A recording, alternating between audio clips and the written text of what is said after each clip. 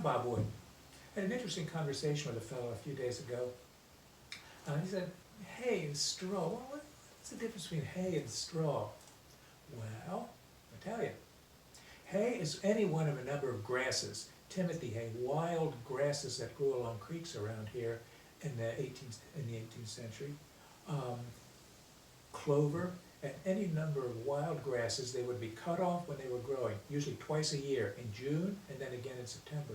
They'd be mowed off with a scythe, left to dry in the field, then taken into the barn or the hay barrack and fed to cattle and horses over the winter.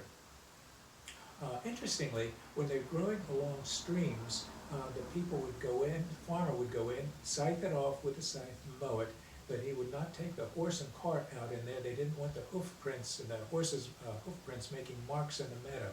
They'd go in, shovel, fork it up in a wheelbarrow, and take it over to the edge of the meadow and put it onto a two-wheel cart and take it into the barn.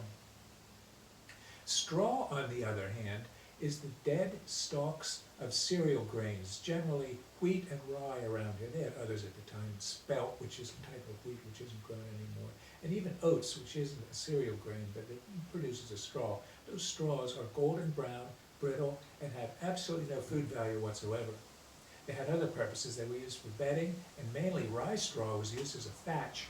If you would have come here during the 18th century, you would have found thatched roof structures on virtually all farmsteads. Practically any farmstead building that did not have a chimney would have a thatched roof, thatched in rye straw, a little known thing.